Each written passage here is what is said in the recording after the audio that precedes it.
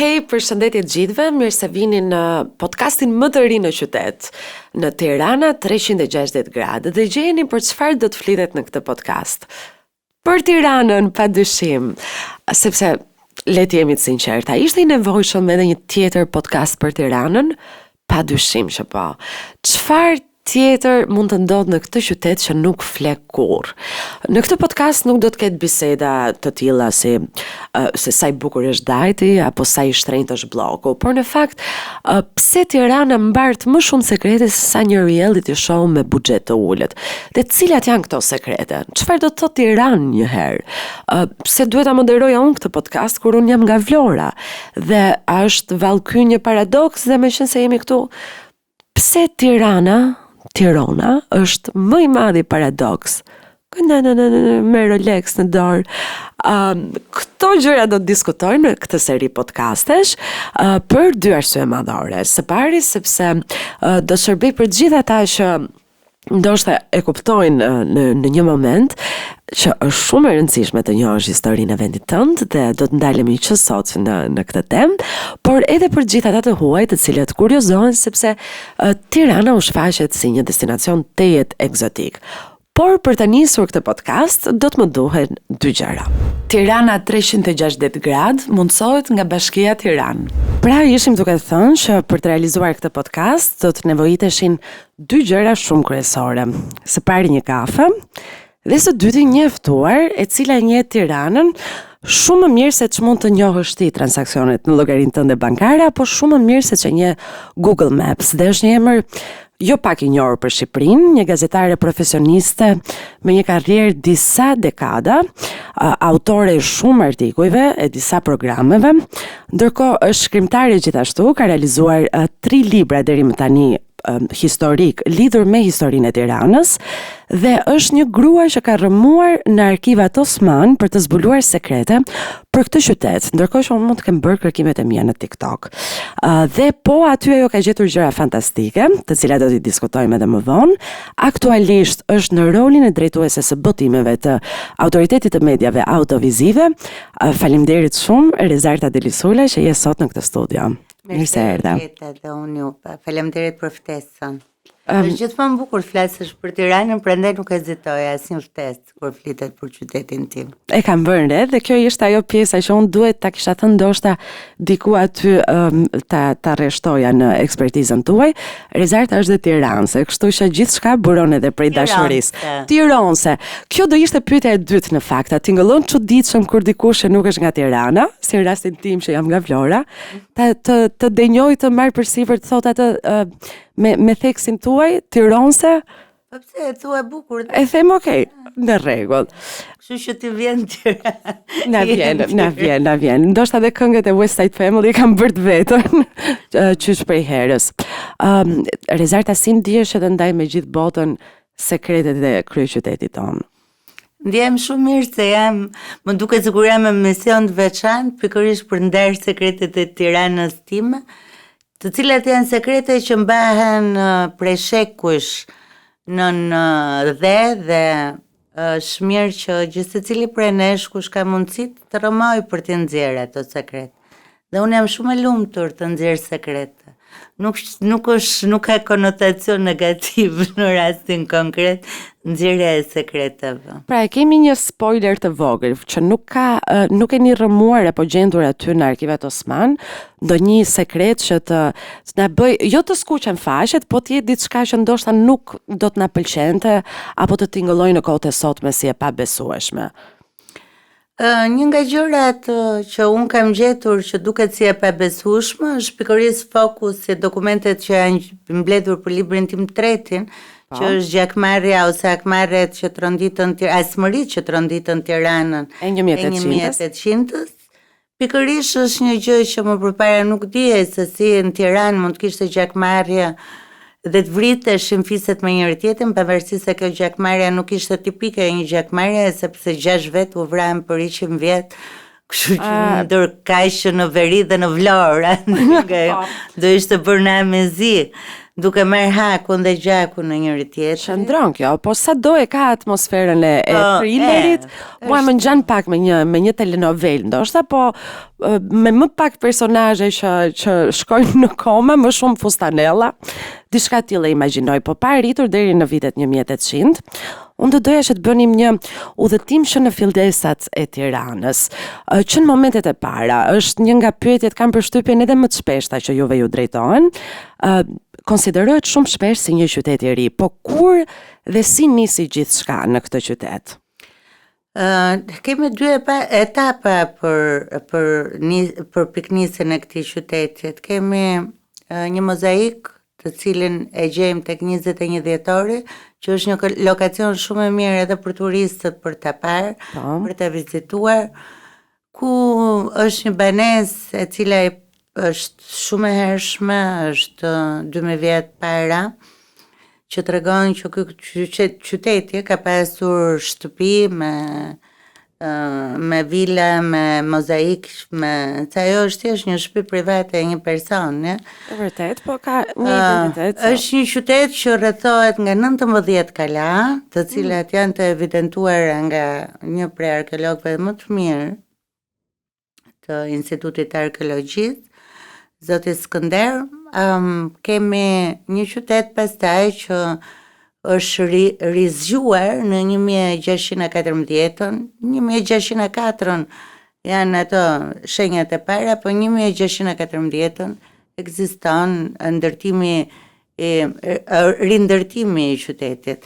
Do e thoja që zakonisht ka disa etapa, siç ndodh edhe në për qytetet të tjera antike, se unë duhet të punoj për të nxjerrë edhe këtë pjesën e Tiranës antike.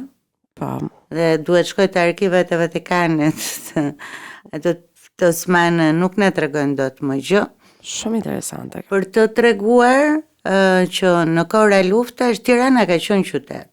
Ka edhe një opsion tjetër, Tirana Madhe, Tirana Vogël, Albanopoli, ngjitur me krujën.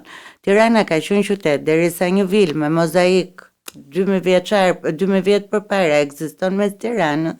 E vërtet, ajo tregon një lloj lidhje logjike. Por kjo histori nuk është shumultuar dhe nuk është zhvilluar më tej. Në rast të luftrash, pastaj dihet që ato komunitetet fushore që jetojnë nëpër fusha, siç është Tirana, që e cila është një plaj fush, ngjiten nëpër kodra për të mbrojtur nga rreziqet që vijnë, nga luftrat. Dhe këtë mund ta shpjegoj shumë mirë ai qarku me 19 kala rreth Tiranës, të cilët mund të jenë shkëputur nga Tirana e vjetër antike për të ngjitur në kodra, për të qenë më të mbrojtur dhe më të sigurt. Ktu pastaj kalojmë vitet 1400, në kohën 1500, ku edhe Mamica Motra Skënderbeut ka një rol në kalan e Petrelës. Kemi gjithë kalat e Ndroqit, e Tujanit, e Petrelës, e Lalmit, e Prezës, ka 19 kalarë të përqark, të cilat merreshin vesh edhe me sinjale. Pastaj 1614 ishte rifillimi i një qyteti, mund të quajmë një qytet që filloi nga një furbuke, nga një hamam edhe, po kam përshtypjen se rrënjët datojnë shumë vite përpara. Këtë besoj edhe unë, po deri në këtë moment, a kishte qenë vërtet një qytet shumë e rëndësi pra krahas pozicionit gjeografik që Tirana ka? Apo siç diskutohet shumë shpesh, dhe kjo jo për të ngacmuar ndopak krenarinë e dëgjuesve, po ka qenë ndonjëherë Tirana në hijen e Beratit apo të Durrësit apo të Shkodrës? Me Beratin s'kemë pas lidhje, ne kemi qenë në Bercinë e Shkodrës, Peshallëku të Shkodrës, sepse ashtu ka qenë ndarja administrative në periudhën Osmane. Nuk mendoj Tirana shumë shpejt e rifitoi pushtetin e vet që prej luftës së brendshme, me spiseve që pas ardhjes të toptanësve në Tiranë, kishe krushit forta para ardhjes të toptanësve me bushallit, me shumë fise me Elbasanlit, me drejtues të vilajeteve, po e quajmë, se disha me thënë qarqeve, po duhet këtem ka, vilajeteve kryesore të Shqipërisë. Kështu që Tirana kishe një influencë, po me sa duket kjo ka lidhje edhe me qëndrimin ose me karakterin e tiranësve, që nuk para kanë qef të dalin në pa, të hapen, të tregojnë se çka kanë bërë. Ndryshe nga ne. Jo, ashtu është natyra atyre, por nuk mendoj që ka qenë për t'u kthyer pyetjes në ndikimin ose në hijen e dikujt. Thjesht administrativisht ishte në varësi të Shkodrës, në varësi të Ohrit, vilajetit të Ohrit për një farë kohë. Kështu që thjesht në mënyrë administrative. E qartë, ndërkohë tek më ka kuriozuar shumë etimologjia dhe prejardhja e emrit Tiranë, se ka shumë teori që qarkullojnë në fakt. Disa nga Teranda, disa nga Tirkan, juve cilën besoni më së shumti, ose a ka ndonjë fakt që historia e tregon se cila është prejardhja vërtet e emrit? Unë besoj që Tirana e ka pas emrin Tiranë. Dhe ka një domethënie si të shpjegohet. Në librat e Marim Berletit, paktën që shpjegonte historinë e Tiranës, kur fliste edhe për Tiranën e vogël, atë që ishte këtu dhe për Tiranën e madhe, flet për dy. Unë e lidh dhe me Albanopolin pak, që është në rreth të Malit të Krujës, që janë shumë afër gjeografikisht. Unë besoj që emri Tiranës ka qenë Tiranë dhe nuk e besoj shumë legjendave që një grua po tirte lesh në anë të rrugës apo vjen nga Tirana. Ose nga Tiranë kam lexuar diçka tjetër të ngjashme. Ka 20 versione të legjendave për emrin, po asnjëra nga ato nuk më mbush mendja. E kuptoj. Edhe unë të vështira ka patur në fakt, të gjej diçka më interesante mes tyre. Dikur thonin që Tirana është një fshat shumë i madh. Ka pasur në një moment në histori kur një udhëtar i huaj ka kaluar aty dhe ka thënë: "O zot, çfarë është ky vend?" Po mund ta ke thënë edhe në ndonjë konotacion negativ, për shembull. Jo, nuk ka fare konotacion negativ.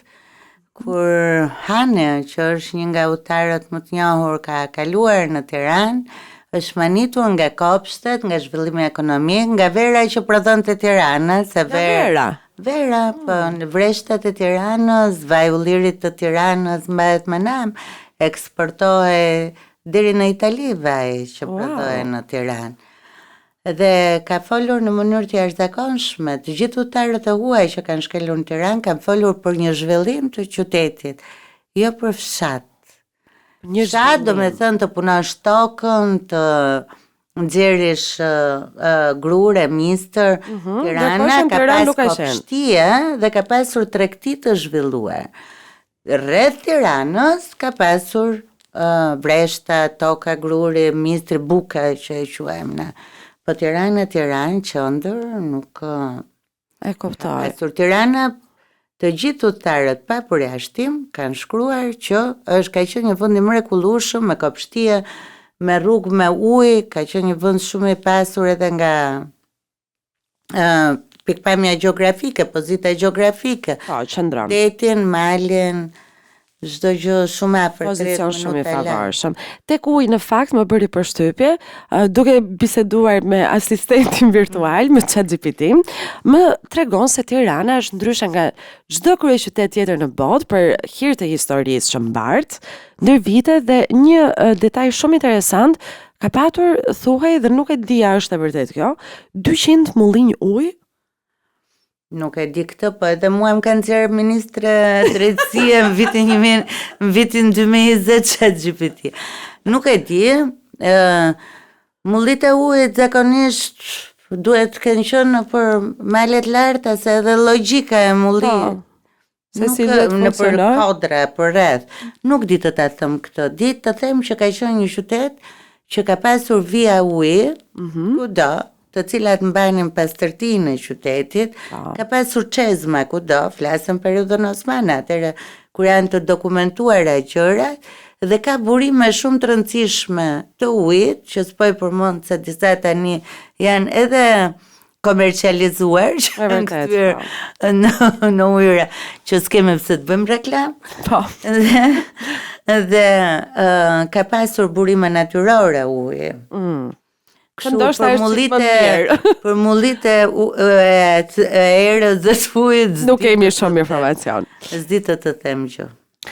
Me qenë se cekët ndikimin Osman, që është padyshim një periudhë shumë e gjatë, ndikimin e së cilës mund ta vërejmë edhe sot, po doja ta dëgjoja më shumë nga ju. Ku mund të vihet re ndikimi Osman edhe në ditët e sotme? Mendoj se ka shumë pak vende për të vënë re ndikimi Osman sot. Një nga elementet më të rëndësishëm dhe më të bukur dhe më të jashtëzakonshme që ka Tirana është xhamia e Tembeut, që është ndërtuar pikërisht në ato vite. Një pjesë e xhamive tjera fatkeqësisht i ka mbetur shumë pak shenja për shkak të luftës kundrejt fesë në Shqipëri. Ku të gjitha xhamit dhe kishat edhe religionet e tjera, objektet e religioneve tjera u kthyen në hambar ose magazine. Kemi disa vila tipike Osmane të asaj periudhe. Disa prej tyre janë monumente kulture. Kemi një vilë tek rruga Sami Frashëri, te shkolla Sami Frashëri në ngjitur, që është shumë e lezetshme. Kemi një te pedagogjike e cila përrënohet, është monument kulture, te shkolla pedagogjike, flas me termat e dikushme, ku ka qenë shkolla Nëna Mbretëresh, është pedagogjike më vonë, dhe tani është shkolla e mesme ekonomike, që është përballë qendrës tregtare te Kalaja. Te Kalaja, po. Rruga. Tek drejtoria e tatimeve. Jo, këtë drejtoria e tatimeve është e tatim pagues vetëm. Nuk e di ku është kjo. Ku ka qenë SPD-ja? Po. Okay. I morën të gjitha referencat e mundshme për të jetë në vend. Dhe është sarajet e toptanësve, të cilat janë fantastike. Godina do filloj shumë shpejt rekonstruksionin dhe do kthehet në një nga muzeet më të bukur që do ketë Tirana, me shumë histori. Ka disa vila tipike që e tregojnë. Pastaj zhvillime bërit vetën, që një pjesë e tyre u zhytën në etjen për zhvillim, etjen qoftë edhe të pronarëve me të drejtë për të marrë një farë gjëje nga ajo që i kanë lënë parat e vet. E vërtet, dhe këtu arrim në atë pjesën e preferuar dhe në atë që shfaqet edhe në librin tuaj të fundit. Përpara se të kalojmë në atë që keni zbuluar dhe në arkivin Osmane, dhe që mund të lexojmë edhe në librin cilin e sugjeroj ta lexojmë të gjithë. Unë jam zëtuar ta lexoj këtë javë, është Hasmëritë e Tiranës së 1800-s, apo jo. Nëse ky libër dhe gjithë historia që përfaqëson Tiranën në ato vite do t'i përshtatej një seriali historik, si do ta personifikonit ju Tiranën? Si një qytet rebel, një qytet pragmatist, apo një qytet që preferon të qëndroj larg të lasheve? Jo, në ato vite dhe pikërisht mund të jetë një thriller me shumë intriga brenda, me shumë luftë për pushtet, cilat cilin intriga, patjetër për të arritur deri pushtetin që do ta kesh. Mund t'ishe interesant, më ktheheshim në ato seriale turke që shfaqen dhe janë bërë të famshme në gjithë botën. E vërtet. Sepse edhe ato burra që janë pjesë e librit historik që unë kam shkruar bazuar në dokumente Osman, kam pikërisht atë tipologji të veshjeve, si Osmanët e dikurshëm. E kuptoj. Tani po flasim për ato dy familjet në Tiranë, shumë të njohura, familja Jella dhe toptanët që të paktën janë shumë më të përmendur, shumë më të njohur në përditshmëri, kemi edhe disi më të prekshëm.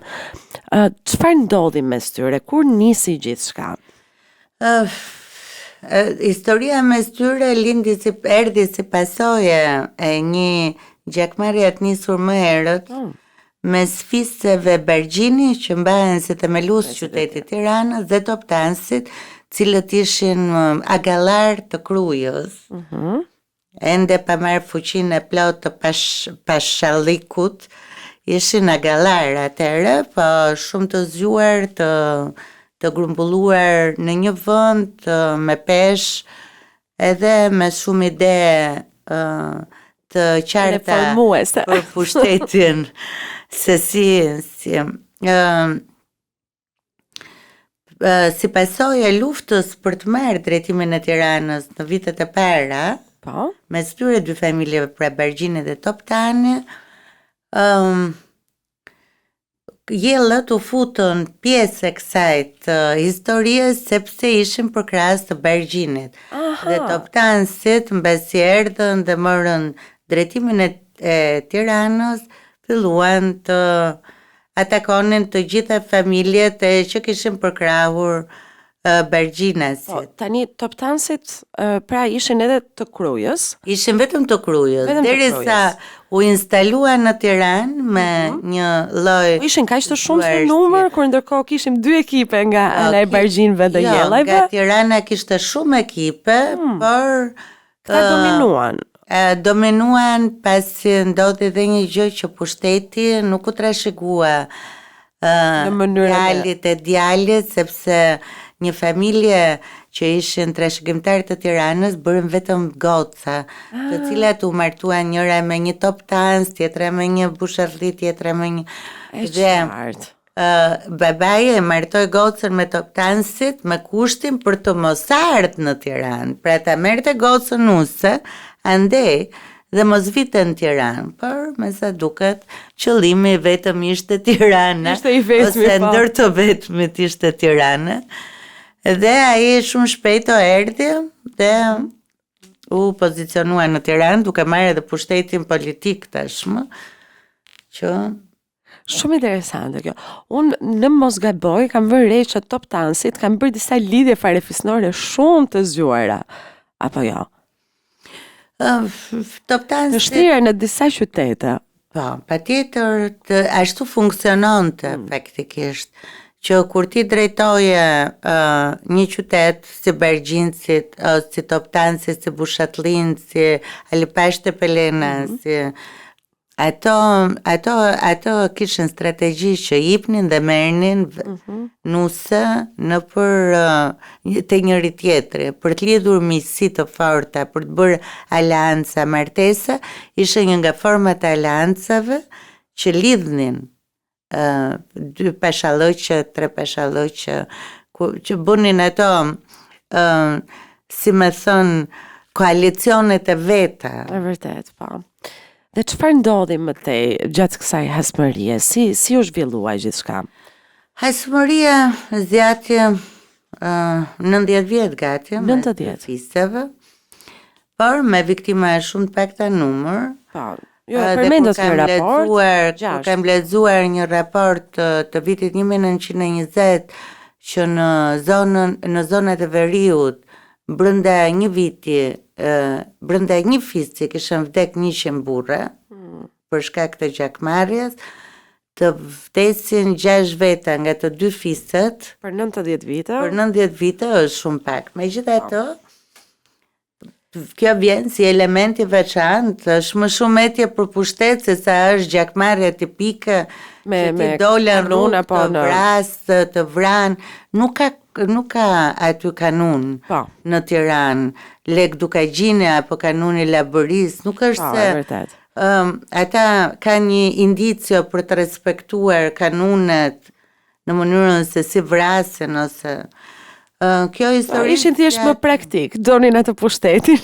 Ishte më shumë luftë për pushtet. Kjo histori zgjati, siç e thash, 90 vjet, dhe pastaj mori fund, u shua në mënyrë të pa kuptueshme. Ajo gati ishte shuar, se herë në Sena i themin e Tiranësit, këllëciste pushka. Por kush përfitoi më shumë? Ata nuk e duronin prap njëri tjetrin, në 5 viteve 1900, Nuk është se e pëlqenin Jellët, Recep Jella, prefekti i Tiranës, fliste keq, por e sa të pash Toptanin e Tati, nuk është se kisha ndonjë simpati për Jellët. Ishte thjesht një kush përfitoi më shumë.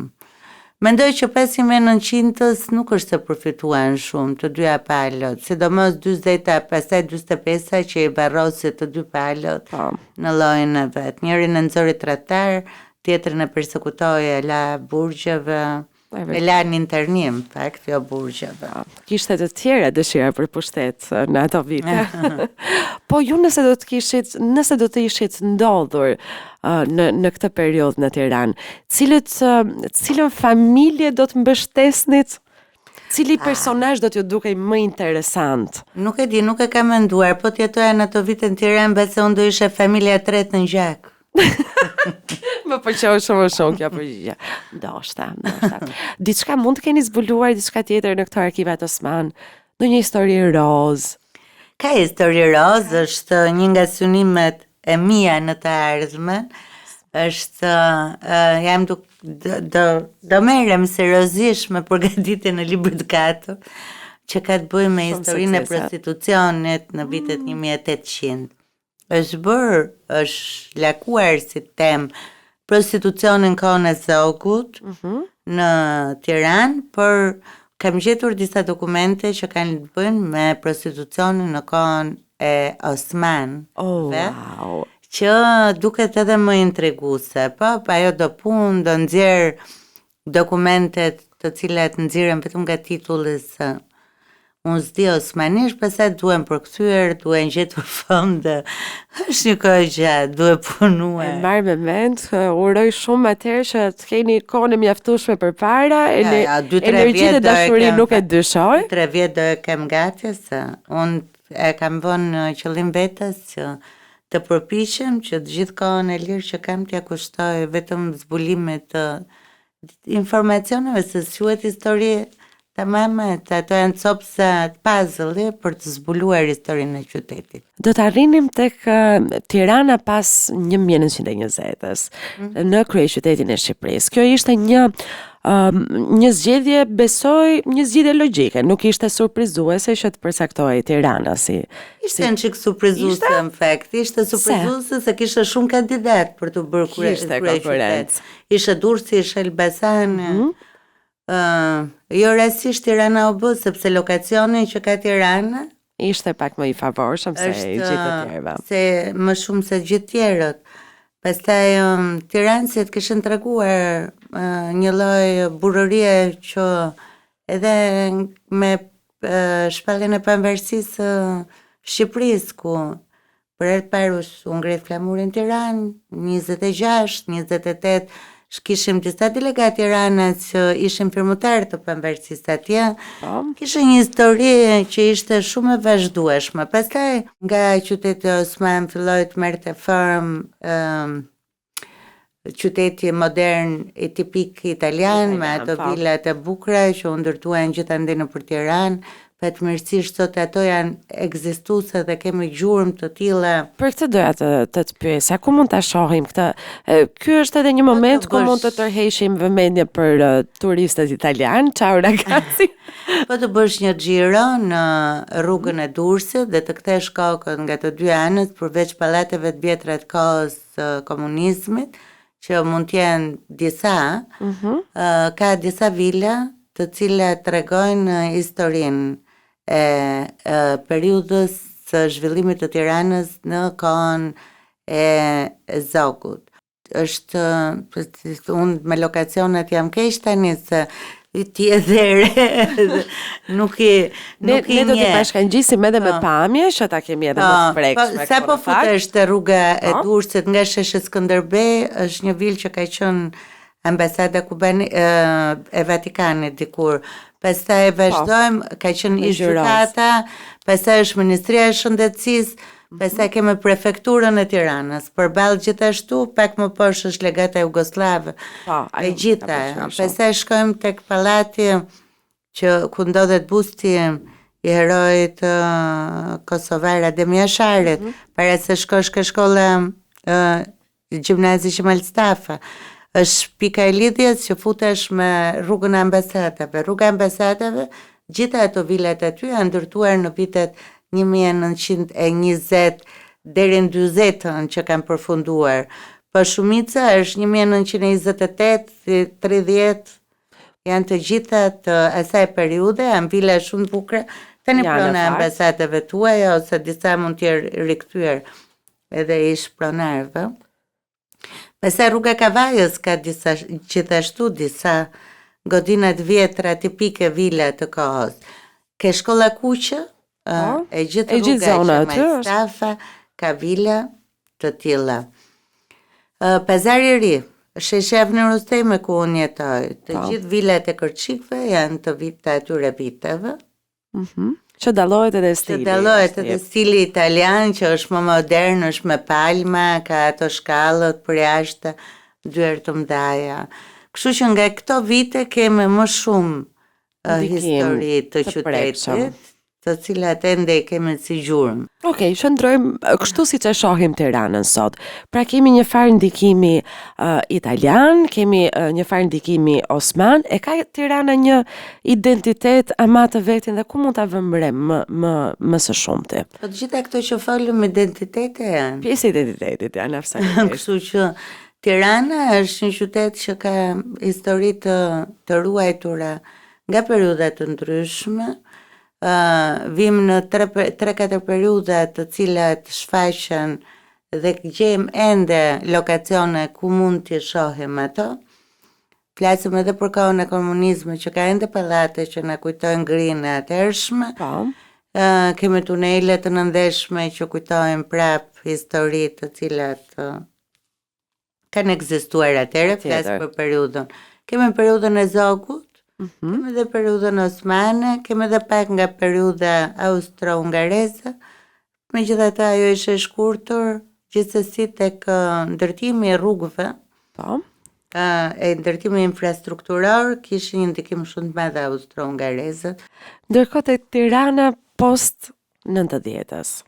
Tirana post 90-s kaotike, mbaj mend un kam qenë 14 vjeç.